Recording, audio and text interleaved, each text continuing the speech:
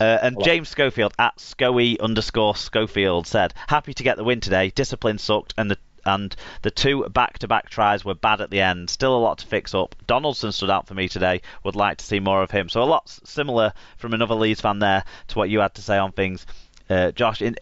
The way I saw it was Leeds really started the first half very, very well, and London were miles off the pace for the opening 20-25 minutes or so. And then also that Jack Walker try, which was really easy for Jack Walker to score. He was a bright spark when he was on the pitch. Really easy for Leeds to score there. That's where Leeds have come under a lot of criticism for their goal line defence. Well, London have let in some really easy walk-in tries where they've not covered gaps at all, and that was an example of that. And I think all those instances were why Leeds won this game, because once Leeds had those leads, those decent two-score leads on both occasions from those early starts to the halves, they just kept making mistakes, and your mistakes invited London on most definitely, especially mistakes with the ball, and some without the ball, some penalties and that sort of stuff. But definitely, your mistakes gave London a real leg up back into this game, and that gave Jordan Abdul and young Walker, their fullback, their threats for London. They were good again in this game. They'd probably be kind of in the conversation for my star players on this one. For Leeds, though, I can't help be impressed with young Newman even more on every single time I see him play. You must be very excited about him.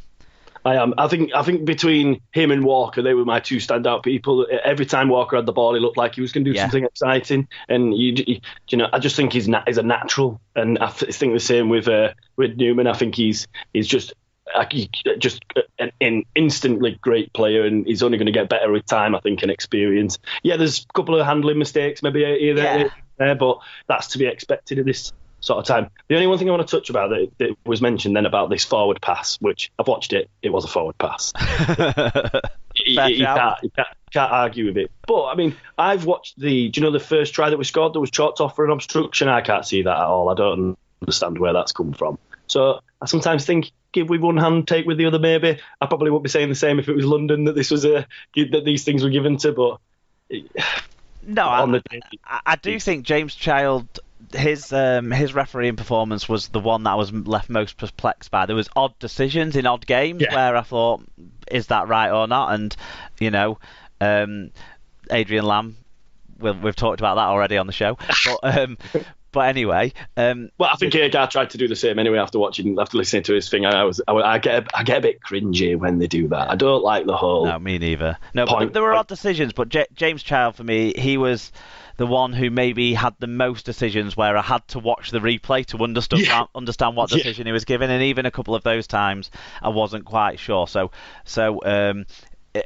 all the referees and match officials were fine this weekend. James Child was the only one that I did have a few question marks over, if I'm honest. And I actually think Child has been a good referee most of this season when I've seen him. So that all balances it out. He certainly wasn't.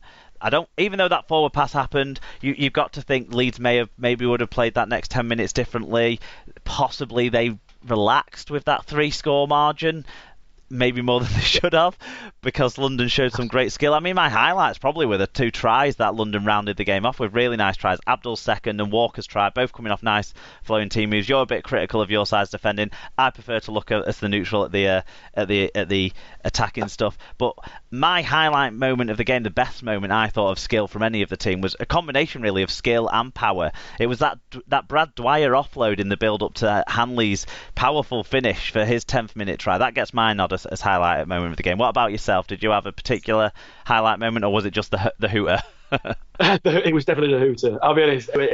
It was such a nerve-wracking event for me, and such a high emotion game that it was really difficult to notice the outstanding bits. It was, and I know I'm always very critical, but I just find it's easier to notice in them times the bad things rather than the good things, because when they score or when they happen, it's like, right, cool, that's good, right, let's keep this sort of thing going.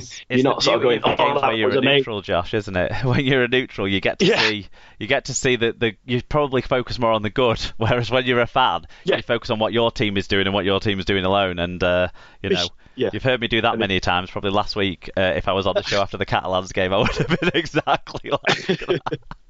Yeah, but all round, I will be honest. I spoke to a few fans outside, and I don't know whether you've got this vibe through what other people have been saying or from your experience. A lot of people that I met throughout the day were sort of saying, if we knew it was going to be this good, we would have come for the full weekend, which was disappointing to hear, but also good to hear.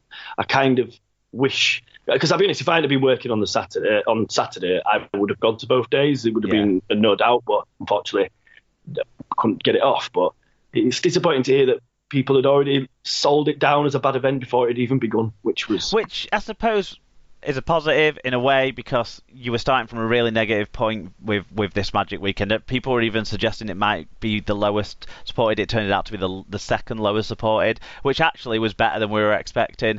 And although there is legroom issues, there is seating issues in that stadium, and there's some people have issues with the area around the stadium too. There's things that can be done there.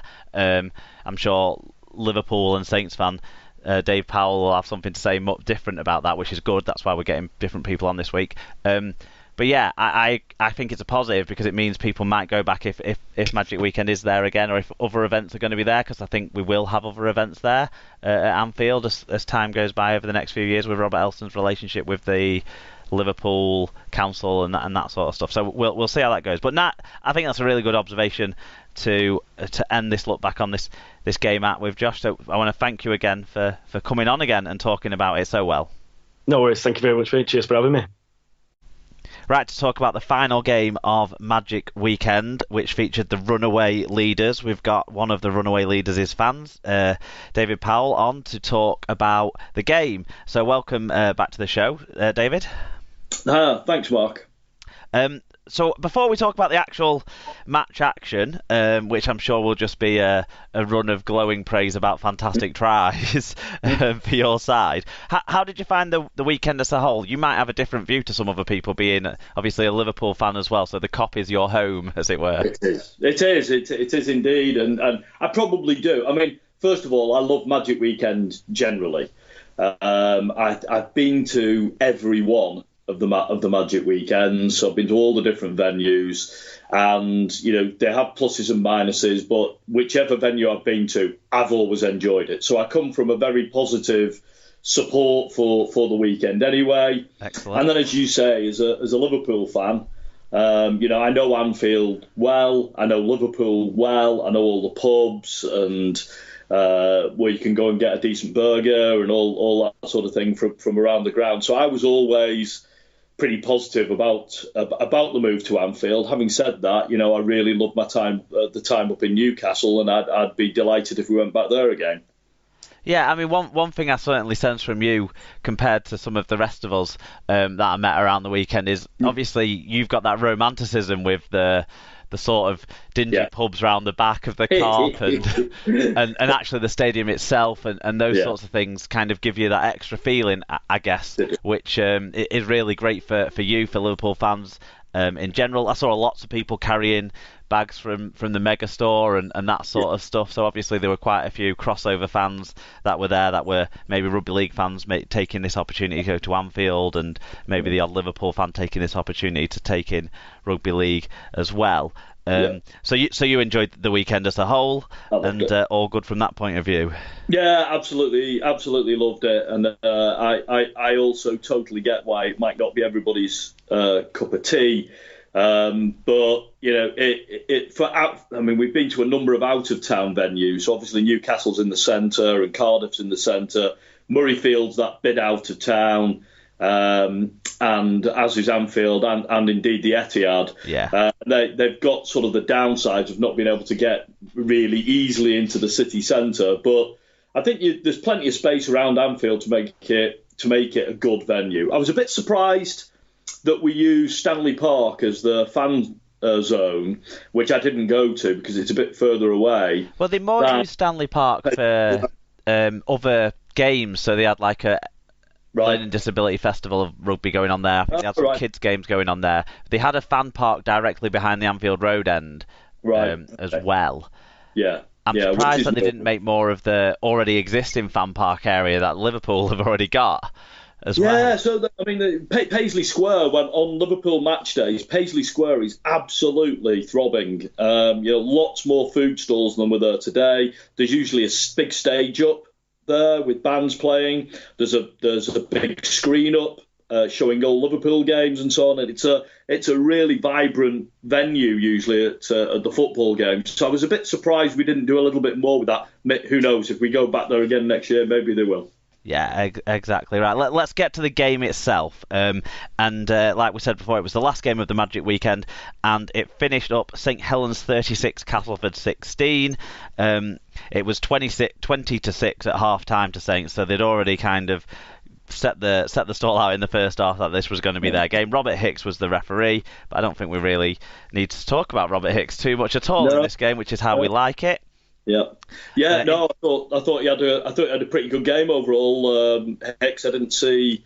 I don't have any problems with Hicks. I think he's the best referee around. To be quite honest, I think he had a good game. In terms of the stats, more breaks, more successful offloads, and way more tackle busts took Saints to almost 200 more metres and 0.5% metres per carry better average gain than Castleford had. For Cass, a woefully poor 83% tackle success rate as a team. That cost them the most, you would feel, in this one. In terms of the individuals, Zebtea had 2 try assists, 138 metres and 5 successful offloads. One of the players that Saints maybe need to think about what they're going to be offering him to stick around if they want to keep him. Lachlan Coote with 1 try, 2 try assists, 6 tackle busts and 130 metres and 2 clean breaks. Impressive again. Seems to be every week he's on the stats these days. Tommy Makinson, 1 try, 14 tackle busts, 129 metres and 3 clean breaks. And Alex Walmsley, 7 tackle busts, 128 metres. For Cass, there were some performers who deserve mention. Liam Watts, 102 metres, 3 successful offloads. Greg Eden, a try, 135 metres, 3 clean breaks. Greg Minikin, 6 tackle busts, 121 metres, 2 clean breaks. And Paul McShane, 42 tackles. We'll go around the way of things slightly differently. I'll let you give your fan view first, David, and then we'll sort of talk about the other fan views and what I made of the action. Okay, great. I was actually nervous about this game, Mark, as you know, because I mentioned it before the game when we bumped into each other. We hadn't played well for a couple of weeks, to be honest, and it kind of felt to me like there was a loss coming. Now we had Roby back, which is no small addition, and we had Nagama back in the centre. And surprisingly, I left Amor out. I thought he'd play Amor and leave one of the younger props out, Ashworth probably. So that was a bit of a surprise. But what do I know about rugby league? Because after the first 10 minutes, Saints really clicked into gear. Farge, Coote, Lomax, and Roby were all linking really well. Nagama did very well to get to latch onto that ball, get downfield, and then once we'd scored the first try, it only looked like a matter of time to me. Cass's heads seemed to drop a little bit collectively at that point because they put in a good first 10, I thought.